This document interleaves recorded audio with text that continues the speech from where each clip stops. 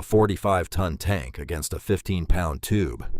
On paper, that is not a fight. It is an execution. Picture it from inside the German tank in the winter of 1944. The Panther weighs as much as a loaded railway car. Its front armor shrugs off shells from American tanks, and standing in its path is one cold, frightened infantryman holding what looks like a length of stovepipe balanced on his shoulder. To the tank commander, that is not a threat. That is a man who simply hasn't run away yet. Then the tube flashed. A small rocket crossed the gap, struck the side of the tank, and did something steel was not supposed to allow. It burned a hole no wider than a finger straight through the armor and shoved a jet of molten metal and pressure into the crew compartment.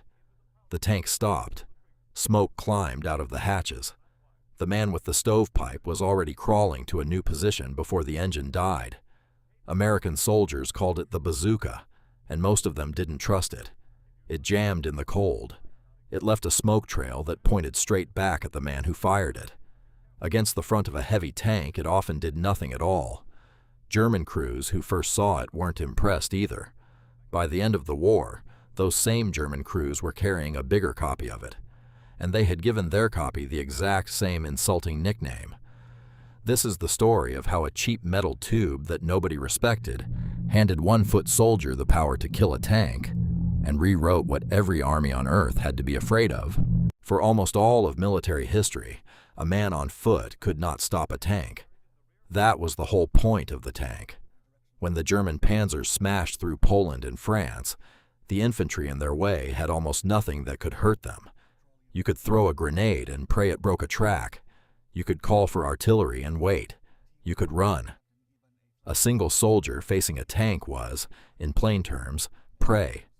The machine was a moving fort, and the man in the dirt was something it drove over. So when the Bazooka showed up, the doubt came fast, and it came from the Americans first. They looked at it and saw a cheap tube. They called it the stovepipe. It jammed in cold weather. The rocket sometimes hung up in the barrel and turned the weapon into a bomb on your shoulder. When you fired, it spat a long finger of smoke that told every German nearby exactly where you were hiding. And to use it on a tank, you couldn't shoot from safety. You had to let the thing get close, often inside 100 yards, then stand up in front of it and aim. The men assigned to bazooka teams understood the math.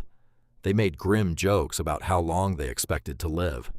Against the thick front armor of a tiger or a panther, the rocket frequently bounced off and did nothing, which meant you had given away your position to a tank that was now very much aware of you. And the Germans, the first time they met the tube, were not frightened of it either. What they slowly came to fear was not the bazooka. It was the idea behind it. For the first time, the man in the dirt could hunt the machine. Here is the part the nickname hid. The bazooka didn't work by hitting hard. It worked by chemistry. A tank gun kills with brute force.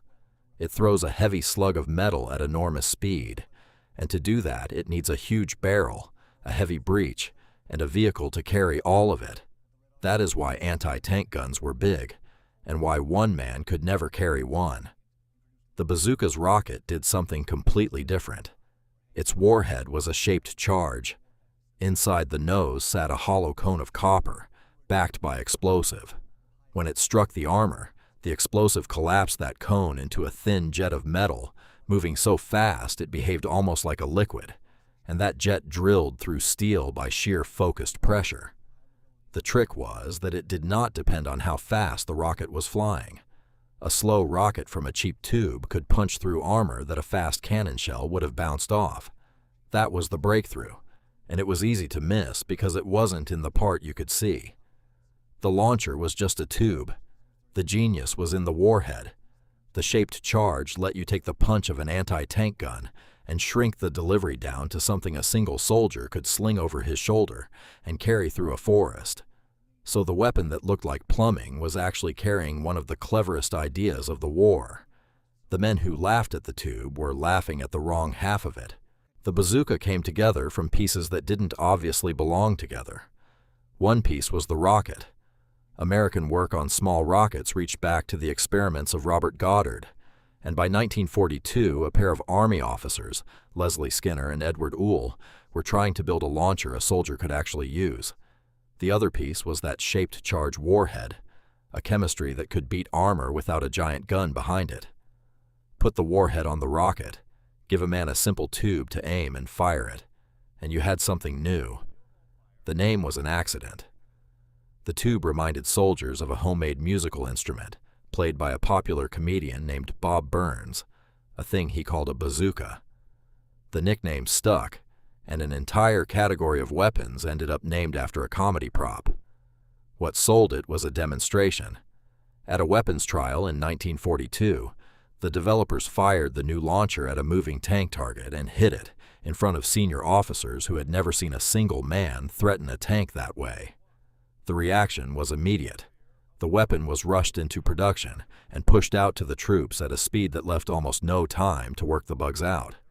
The first bazookas reached American soldiers just as they were landing in North Africa, late in 1942, crude-looking, half-tested, and about to be handed to men who had no idea what to do with them. The early days were rough, and honesty matters here, because this channel will not pretend the tube was a miracle. In its first battles, the bazooka was unreliable, and against the heaviest German tanks from the front, it usually failed. Crews learned the hard truth quickly. You did not stand in front of a tiger and expect to kill it. You stalked it. You waited in a tree line or a ruined house until it showed you its flank, its rear, or its tracks, where the armor was thin, and then you fired from as close as your nerve allowed and moved before the smoke gave you away. The clearest test came in the winter of 1944 at Bastogne. American paratroopers were surrounded in the town, low on everything, with German armor pressing in through the fog and the snow. There was no clean way to stop those tanks, so small teams went out after them on foot. They crept along hedges and through wrecked buildings, got in close, and put rockets into the sides and tracks of tanks that outweighed them by 40 tons. Some of those men were killed seconds after they fired, but a stopped tank in a narrow street is a roadblock, and a burning tank is a warning to the ones behind it. The bazooka did not win Bastogne by itself. Artillery, tank destroyers, and the weather all did their share, and the defense held for many reasons. But every time a German tank crew had to slow down and worry about a man with a tube hiding in the next doorway, the attack lost a little of its speed, and at Bastogne time was the thing the defenders needed most.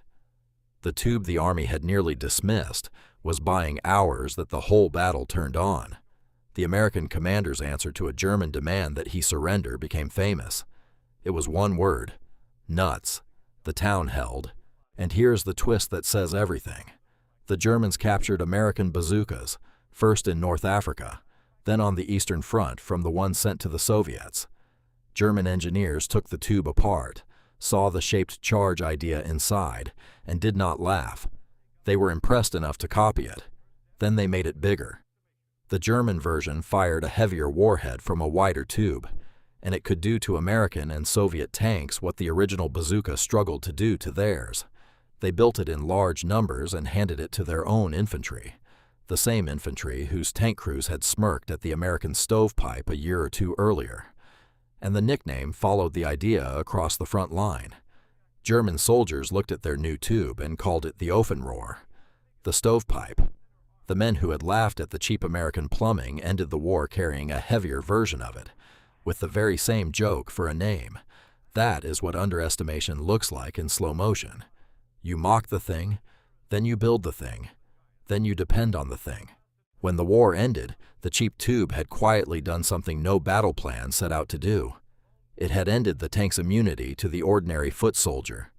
Before the bazooka, a single infantryman facing a tank was helpless, and every army built its tactics around that fact. After it, a man in a ditch with 15 pounds of metal and one good shot was a threat any tank crew had to respect. Commanders could no longer send armor down a road or into a town without worrying about who might be waiting in the next doorway with a tube. The balance between the man and the machine had shifted, and it never shifted back. You can draw a straight line from that stovepipe to every shoulder-fired anti-tank weapon that came after it. The shape changed, the range grew, The warheads got smarter, but the idea is the one the bazooka proved in the snow outside Bastogne. One person, on foot, can carry enough focused violence to kill a vehicle that costs 1,000 times as much. A 45-ton tank against a 15-pound tube. On paper, it was never a fight. In the field, the men who believed that learned otherwise, first the Americans who carried it and didn't trust it, then the Germans who laughed at it and copied it. The weapon nobody respected turned out to be the one that changed who had to be afraid of whom. If you want more stories about the things the enemy wrote off until it was too late, subscribe. The next one is about another weapon they laughed at, right up to the day it changed the war.